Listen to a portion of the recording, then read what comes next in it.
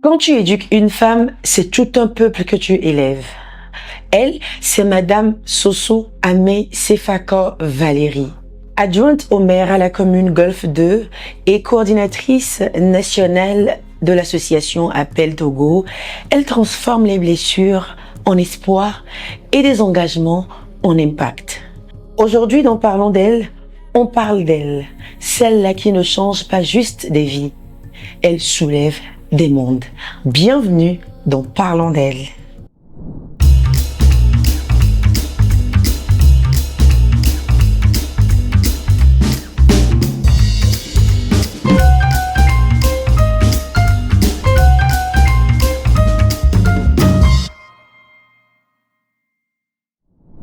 Madame Sefaka Amé Soso Valérie, comment vous allez avec Miyom, ton ami, et les préparatifs des municipales?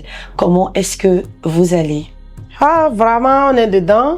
Et je vais très bien par la grâce de Dieu, ainsi que toute l'association et ses membres. Avec notre engagement politique pour être candidate aux élections municipales du 17 juillet prochain. Et donc, comme vous le savez, l'association de promotion et d'engagement local, c'est ça l'appel Togo en Mina Yoyo. Donc, Miyom, c'est un concept qui découle de la vision de l'association. Et donc, c'est une dynamique. Et vous l'avez si bien dit en introduction, cette association s'est engagée pour l'éducation et l'orientation des enfants, des jeunes. Plus côté éducation, maintenant au niveau des femmes, l'accompagnement dans tout leur secteur de la vie. Et pour toute la population en général, l'écoute. Appel Togo, chaque jour que Dieu fait, reçoit des cas. Avec ses partenaires, il y a même, de par nous-mêmes, notre profession judiciaire, on essaie d'écouter, on essaie de prévenir certains comportements inciviques. Même on revient au niveau de la santé, on fait aussi toujours la prévention au niveau de la santé pour que les gestes naturels de prévention en matière de santé publique soit quand même d'une routine pour nos compatriotes, toute la population. Donc, quand on quitte les deux secteurs-là, on va au niveau de l'identité culturelle. Nous avons des jeunes, beaucoup de talents avec la politique d'entrepreneuriat que le gouvernement a mis en place depuis 2005. Et donc, ces jeunes qui ont des talents, certains, ils se font appeler déjà artistes, mais nous, on va à leur rencontre pour voir un peu, est-ce que vraiment ils répondent vraiment au titre d'artistes, ou bien ils sont des amateurs. On essaie de les accompagner, de les former avec des professionnels du secteur, etc., un peu dans toute l'Afrique, et même ceux qui sont artisans aussi pareil. Donc, en général, nous sommes une association qui a ses deux pieds vraiment dans la gouvernance locale, qui ne disait pas son nom. Donc, c'est la première fois Miyom va aux élections et tout ce que nous sommes en train de dire, les candidats, les 24 candidats de la liste Miyom, ce sont que des produits finis, des résultats de nos actions de 6 ans.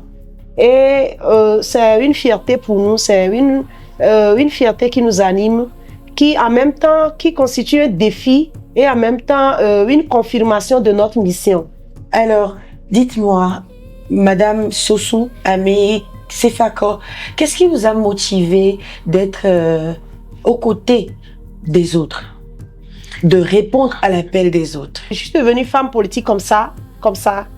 Mais j'avoue que dans l'exercice de mes fonctions professionnelles, je sais pas, il y avait quelque chose qui m'animait dans mon bureau, et même quand je suis à l'audience, je suis greffière, je suis praticienne de droit, et quand je suis à l'audience et que j'écoute lors des débats, peu importe que ce soit en matière correctionnelle, criminelle, civile, matrimoniale, foncière, les problèmes que les gens nous amènent dans les juridictions, quand je les écoute, il y a quelque chose qui me vient toujours à cœur. Donc ce sont des questions pendant plus de 12 ans de carrière qui m'ont animée. Je me disais, mais est-ce qu'on ne peut pas éviter l'emprisonnement par exemple? Est-ce qu'on ne peut pas éviter les litiges fonciers qui ne terminent jamais?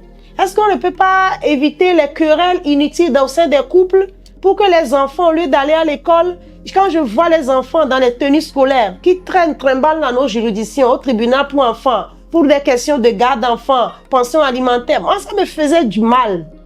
C'est vrai que j'exerce mon métier, on a l'éthique et déontologie, mais au-delà de ça, nous sommes des humains, nous avons un cœur. Et en tant que mère, M-E-R, accent grave, R-E, j'avais mon instinct maternel qui me foudroyait. Je ne pouvais pas me contenir. Jusqu'en 2019, quand j'étais à mon bureau, c'était un hasard comme ça, où moi j'ai été sollicitée. Ça a commencé avec un collègue cadet pour me dire, mais doyenne, il y a les élections municipales, tu en dis quoi? Il dit, mais laisse-moi tranquille, c'est pas cette histoire. Donc c'était un peu compliqué, mais il m'a accompagné. Et puis bon, j'ai donné mon dossier comme ça. Bon, enfin on me proposait les listes, et jusqu'à ce que je tombe sur une nouvelle dynamique. C'est un groupe d'amis, ils ont fait le parcours ensemble et puis ils sont devenus chacun des responsables dans leur entreprise, société, chacun dans son monde. Mais ils se sont dit, mais yes, on nous donne enfin l'opportunité d'être citoyen dans nos quartiers. Donc moi aussi, je peux contribuer à la construction de mon quartier. Et tout de suite là, je vous assure, on dirait que c'est ça que j'attendais. Quand j'ai écouté même le nom de leur regroupement, il y a quelque chose, j'ai senti quelque chose et il y a une voix qui me disait que c'est là où tu vas. Mais je vous assure, en allant, je m'attendais pas parce qu'il y avait quelqu'un qui était tête de liste. C'est le dernier jour de la clôture. Je dis bien de la clôture. Je ne vais jamais oublier ce jour-là. Et cette heure à 13h, mon téléphone sonne, un numéro que je ne connais pas. J'étais nourrice, hein. J'étais nourrice, mon enfant j'allaitais. La nuit, sans sommeil, imaginez le travail d'une maman. J'étais nourrie dans cette histoire-là. Ça m'a marqué tellement que quand j'en parle, c'est comme si je le revis. Donc c'est comme ça, on m'a dit, moi, c'est ce que j'appelle aujourd'hui le 8 de la Vierge Marie. Je n'ai pas posé de questions, mais quand j'ai écouté seulement qu'il y a un problème, on dirait que je suis faite pour régler les problèmes des gens. Et c'est ça qui me suit jusqu'à présent. C'est ça. Donc voilà un peu ce que je vais dire sur comment mon truc là a commencé. Pour ce qui c'est, j'étais élue, bon, c'était une seule voix, le reste, je vous épargne. Mais j'ai compris plus tard que j'avais en moi les gènes de leadership. Je l'ai hérité de mes parents parce que je suis l'aîné de mes parents. Et je pense que c'était ces choses-là qui ont poussé les gens à me faire confiance, à me proposer pour conduire la liste. Et effectivement, c'est dans cette histoire que moi aussi, petit à petit, avec la volonté et la grâce de Dieu, je suis rentrée dedans. Et puisque j'avais beaucoup de choses qui sommellaient, ça a pris le coup. Et aujourd'hui, les résultats sont là, vous les voyez. Chers téléspectateurs de Parlons d'elle, nous allons souffler un tout petit peu et nous y reviendrons juste après.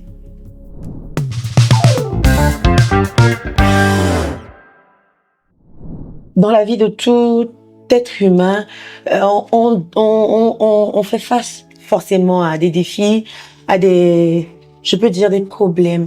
Et quand ça, forcément, vous en avez connu des défis. Et quand c'est arrivé, vers qui vous êtes tourné? Comme je suis une croyante, il y a des choses, des solutions qu'on peut obtenir des humains, mais des solutions que l'humain ne peut pas t'accorder. Moi, je me tourne vers mon Dieu. Ouais. Même si je dois pleurer, je pleure. Même si je gémis, je souffre, mon cœur saigne.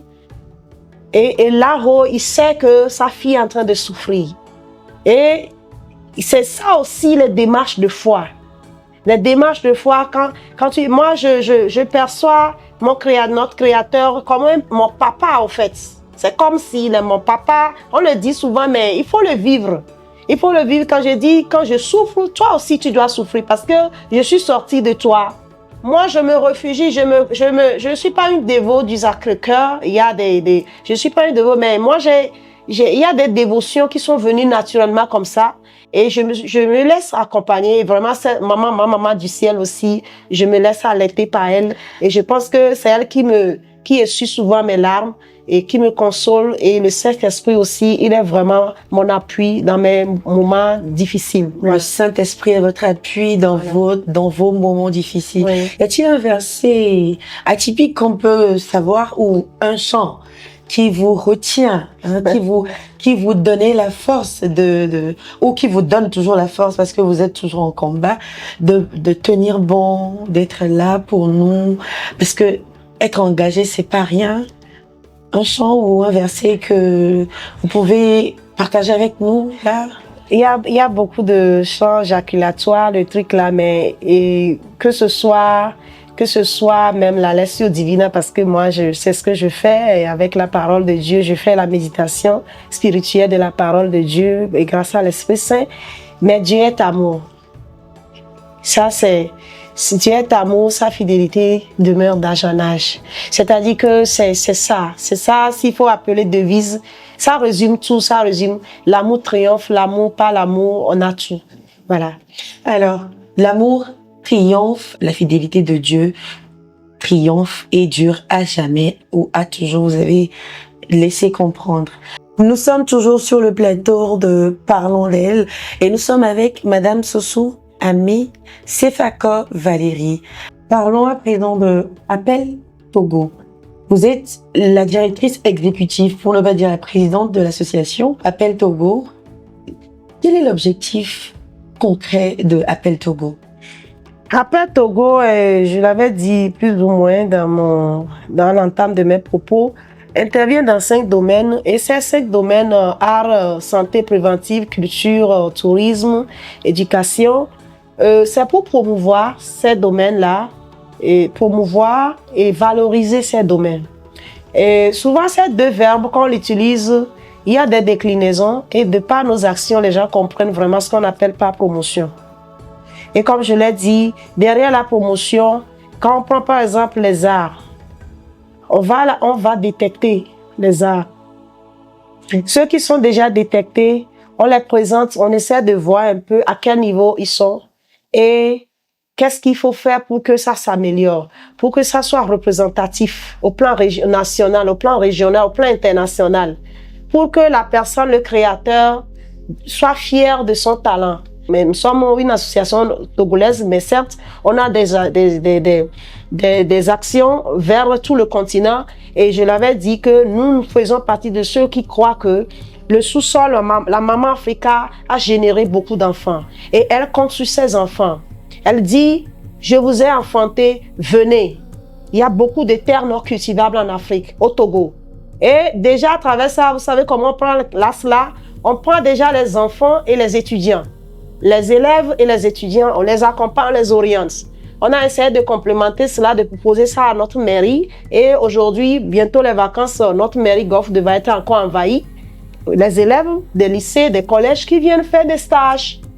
Et l'association Appel Togo reçoit des stagiaires, des élèves, des étudiants.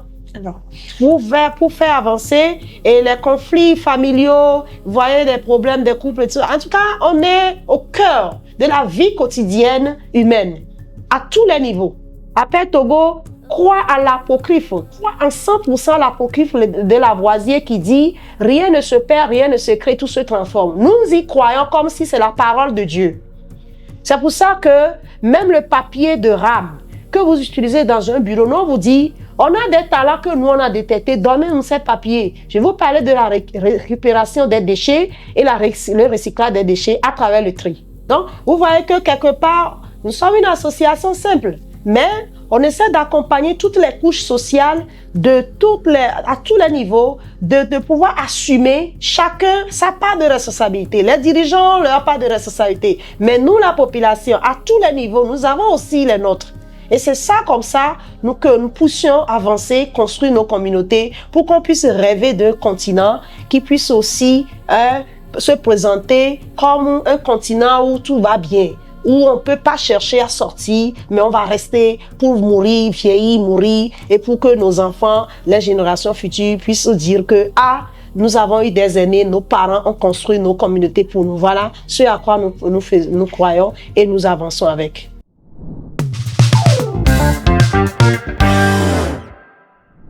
Nous tendons tout doucement vers la fin de notre échange avec Madame Sossou Amé Sefako. Dites-moi, Madame, si vous pouvez donner des conseils à une jeune fille, une jeune femme qui se perd, qui doute encore de la voie ou de ce qu'elle peut faire dans l'avenir, qu'est-ce que vous pouvez lui dire? Premier conseil, je lui dis de se ressaisir. Si entre-temps elle est folle, excusez-moi le thème.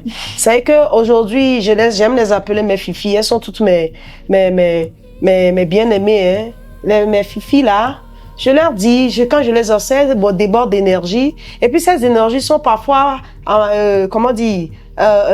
prises en otage par les jeunes garçons. Et tout de suite, une petite grossesse vient, et puis tout ça là, ça s'envole. Et puis tu as gaspillé ton avenir, c'est tout est parti quoi. Donc se ressaisir, elles sont des jeunes filles, elles doivent revenir à la source. Elles ont leur grand-mère, elles ont leur maman, elles ont leur grand-sœur qui sont encore là dans leur petite cellule, dans leur environnement le plus proche pour les accompagner. Donc à des jeunes filles, je leur dis attention, mais à coup pas qu'elles reviennent. Parce que c'est la femme, elles sont des femmes en devenir. Parce que c'est très sérieux. Elles sont des porteuses de vie humaine de demain. Donc les béné locaux, les toubévis, les béné locaux. Sache que tu es un trésor pour l'humanité. Deuxième et dernier conseil, si elles sont aux études, de prendre au sérieux leurs études. Si elles sont en apprentissage, même chose. De prendre au sérieux, de ne pas regarder, compter sur la poche de l'homme. Faire comme si tu existes seul au monde, qu'il n'y a aucun homme pour t'aider. C'est comme ça qu'un homme même va te choisir pour être la mère de ses enfants parce qu'il va dire que tu es une garantie. Sois une femme de devenir, une femme sur qui ses enfants peuvent compter pour dire que quand papa n'a pas encore, maman peut faire sortir en attendant que papa arrive pour compléter, pour sauver ma vie. Et ainsi tu vas évoluer. Merci beaucoup. Je vous remercie beaucoup, madame.